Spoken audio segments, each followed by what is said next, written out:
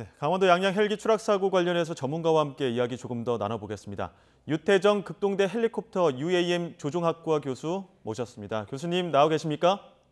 예, 안녕하십니까. 네, 안녕하십니까. 사고 관련해서 2명의 신원을 확인했다는 점, 그다음에 합동 조사가 시작이 됐다는 점은 앞서 오태인 기자와 함께 정리를 했고, 사실 들으신 대로 조사가 막 시작한 시점이라 좀 어떻게 사고가 났을지 좀 가능성을 짚어보는 수준에서 질문을 드리겠습니다. 일단 저희가 파악하고 있는 내용으로는 추락한 헬기가 1975년 제작이 됐고 기체 연령이 47년이다. 그러니까 노후 기체 결함 가능성을 좀 보고 있는데 교수님은 어떻게 파악하고 계십니까? 예, 먼저 이번 헬리콥터 사고로 고인이 되신 분들의 명복을 빕니다. 네, 정말 안타까운 사고가 또 발생을 했는데요. 국내 헬리콥터 사고가 지난 15년간 사고를 보면 평균 연간 두 건에서 세 건 정도가 발생이 되고 있습니다. 그래서 예, 올해도 지난 5월에 산불 진화 중에 사고가 있었고 현재 조사가 진행 중인 것으로 알고 있는데요. 통계적으로 보면 한 지난 15년간 발생한 사고하고 준사고 35건 중에 화물 공투하고 산불 진화, 항공 방제 등에서 20건 정도로 해서 한 75%를 차지하는데 네, 이번 사고와 같은 공중 감시 임무 중에 발생한 사건은 3건이 있었습니다. 근데 이제 공중 감시 사고의 직접적인 사고 조사에서 밝힌 원인을 보면은 조종 상실, 그러니까 조종사가 조종 능력을 상실한 부분하고 그다음에 연료 관리를 잘못해서 연료가 떨어졌어서 사고가 났고 네, 그다음에 주요 부품이 고장이 나서 이제 사고가 난 걸로 조사 결과가 나왔는데요. 네, 그리고 이번 사고와 같이 헬리콥터가 지면에 충돌을 해서 폭발하는 사고를 보면 네, 통상적으로 조종사가 앞비상에 조우를 해서 아까 말씀드린 조종 능력을 상실한 경우 네, 그리고 이제 고압선이나 장애물에 충돌을 해서 조종성을 상실해가지고 지면에 충돌해서 네, 폭발 사고가 나는 경우 그리고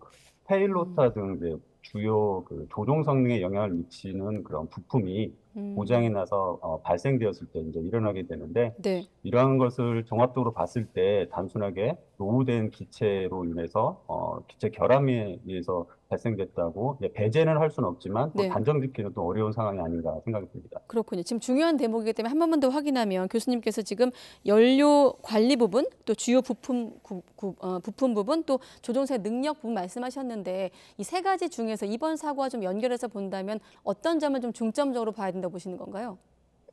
그래서 이번 사고 같은 경우에는 사실 이제 인근에 네, 제가 이제 어제 사고가 나서 기상을 먼저 한번 확인을 네, 해봤는데 기상에는 사실 특이 사항이 없었습니다. 시정도 10km 이상이었고 예, 구름도 높았고 바람도 5나트 내외 정도 되던 그러니까 초속을 하면 2, 3m 정도이다 보니까 특별하게 악기상이라고 볼 수는 없는 상황이다 보니까 그 조종사가 악기상에 조우를 해서 사고가 발생했다고는 보기 어렵지 않나. 이제 그리고 두 번째로 이제 고압선이나 네, 이 인근에 제가 보니까 인근에 한 2.5km 정도 인근에 고압선이 위치하긴 하지만 그만큼 많이 떨어진 거죠. 그래서 그 장애물이 인근에 충돌할 만한 인공 장애물은 없는 것으로 좀 확인이 됐고 네, 그러다 보니까 장애물에 단순한 장애물 충돌에 의한 그런 사고로 보기에는 또 단정 짓기 좀 어려운 것 같고 그러다 보니까 부품이나 아니면은 기타 다른 원인에 의한 네. 조종 상실이 있지 않을까 그런 생각이 좀 듭니다. 교수님 앞서 그 헬기의 노후화는 뭐 사고와는 단정 지을 수도 없다. 뭐 가능성도 있긴 하지만 단정 지을 수 없다 이렇게 네. 말씀하시긴 했는데 이 업체 측에서도 재정 연도가 오래됐다고 노후화된 건 아니다 이렇게 말하는 입장입니다. 근데 그럼에도 47년이 됐다고 하면은 그 헬기의 노후화에 대해서는 어느 정도 좀 짚어봐야 되는 거 아닙니까? 예, 맞습니다. 근데 헬리콥터 노후 문제는 사실 이런 사고가 발생이 되면 네. 계속 지속적으로 제기가 되고 있는데요. 그래서 국토교통부에서 분류하는 노후항공기 기준은 20년으로 보고 있습니다. 그래서 우리나라에서 운영되고 있는 민간 헬리콥터 약 50%가 네. 이 20년을 좀 초과한 것으로 나타나고 있는데요. 그런데 이제 단순하게 나이가 많이 들었다고 노후되었다는 것만으로 일률적으로 노후항공기로 분류하는 건 약간 좀 행정 편의적 방식이 아닌가 좀 싶습니다. 아, 그래서 이제 사람으로 보면 60대이신 분들이 건강관리를 잘하다 보면 신체 나이가 40대이신 분들도 있고 네. 반면에 또 40대이지만 관리를 잘 못해서 신체 나이가 또 60대, 50대, 60대 정도 나오는 분들도 있지 않습니까?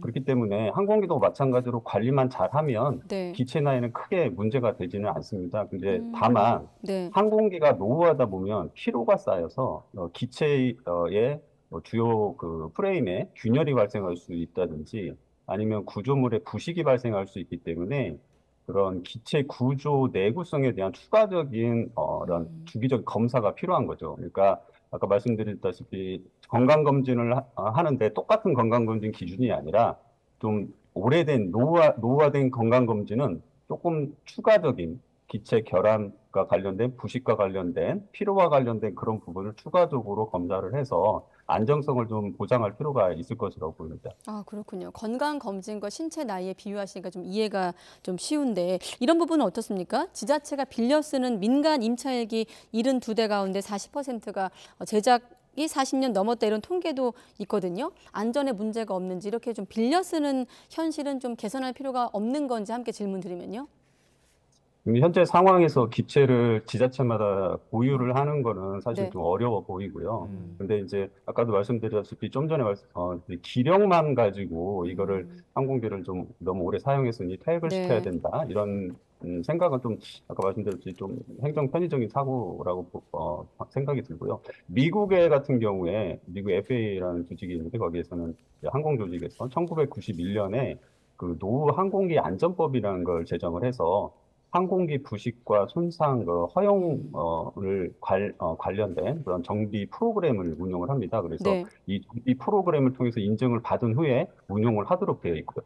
그래서 현재 미국에서 운영하고 있는 그 산불 진화 헬기 중에서도 보면 1980년에 제작된 헬기가 실제 산불 진화에 투입이 되고 있습니다. 그래서 따라서 단순하게 나이에 따른 퇴역보다는 그 네. 노후 항공기 관리 대책과 프로그램을 좀 제정을 해서 어, 좀 시스템적으로 관리할 필요가 있어 보입니다. 예.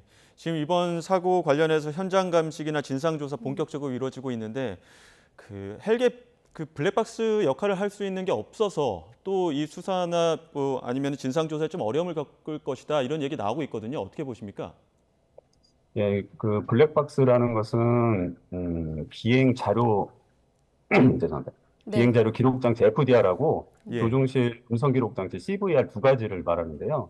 그 해당 항공기의 경우 기령이 오래되어서 이 법에 그 저촉이 안 되는 그래서 그리고 또 국제 항공 노선에 운항을 하지 않다 보니까 필수 사항이 아닙니다, 실제. 그래서 이 항공기에서는 그 블랙박스, 그러니까 일반적으로 말하는 블랙박스를 장착할 의무는 좀 없어 보입니다. 네. 그리고 현재 항공기가 좀 전소된 상태고 조종사와 탑승객 모두 이제 고인이 되신 상황이라 블랙박스마저 없다 보면은 이제 목격자 진술하고 항공기의 그 사고 현장을 가지고만 사고 조사를 해야 되는 상황이라 네. 사고 조사가 쉽지는 않을 것으로 보입니다.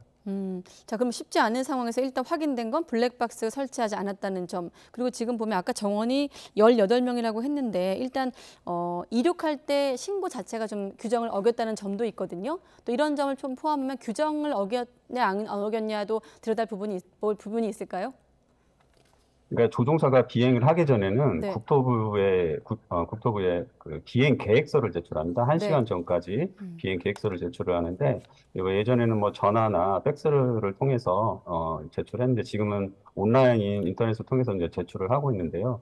이번 사고 항공기 경우에는 제가 알기로는 이제 유선을 통해서 인근공항에 제출한 것으로 알고 있고요. 근데 이제 사고 항공기의 경우 통상 두 명이서 그 임무를 지속적으로 좀 해온 것으로 그렇게 확인이 되었습니다. 그래서 네. 보니까 그래서 이제 두 명이서 하다 보니까 기존대로 두 명으로 제출한 것으로 보입니다. 근데 탑승 인원은 이제 항공기 이륙 중량을 산출하고 그다음에 사고 시에 또 인명 구조 등에서 필요하기 때문에 명확하게 적도록 법적으로도 되어 있어서 실제 탑승객하고 다르게 제출하는 것은 이제 종종 일어나는 일이라고는 볼 수 없을 것 같습니다. 예, 뭐 탑승 인원에 대한 관리 감독도 그렇고 앞서 말씀하셨던 헬기 안전 점검도 그렇고 마지막으로 이런 헬기 사고 재발 막기 위해서 어떤 대책들이 좀 필요하다고 보십니까? 아직 뭐 이번 사고 이제 원인을 지금 밝히고 있는 예. 상황인데요. 실제 이제 헬리콥터 사고의 70%, 80%는 조종사의 불안전한 행동으로 유발이 됩니다. 근데 이러한 이제 불안전한 행동이라는 거는 그 조종사의 담고 있는 그런 조직적인 문제, 네. 그다음에 관리자의 문제, 그다음에 내외부적 그런 환경이나 조종사의 뭐 상태 이런 다양한 잠재적 그런 위협들이 관여가 돼 있는 것으로 지금 보고가 되고 있습니다. 그래서 통상 이제 우리가 사고가 발생이 되면 명확한 원인을 찾는 데만 너무 집중을 하는데 네. 그러다 보니까 이번에는 또 항공기가 노후하다 보니까 노후 항공기가 이 사고의 원인이 아닌가라는 게 너무 좀 초점이 맞춰지는 게 아닌가 좀 싶은데요. 네. 그래서 노후된 항공기가 불안한 요인을 갖고 있는 건 사실이지만 그 단순하게 항공기 기력만으로 항공기를 뭐 퇴역시키는 쪽으로 뭐 방안을 수립한다든지 이런 것보다는 아까 말씀드렸듯이 미국의 사례처럼 그 노후된 항공기를 안전하게 관리할 수 있는 방안을 좀 수립을 해서 더욱 안전하게 운영할 수 있게끔 하는 게 좀 낫지 않을까 생각을 합니다. 예, 알겠습니다. 여기까지 듣도록 하겠습니다. 지금까지 유태정 극동대 헬리콥터학과 교수였습니다. 오늘 말씀 고맙습니다. 네, 감사합니다.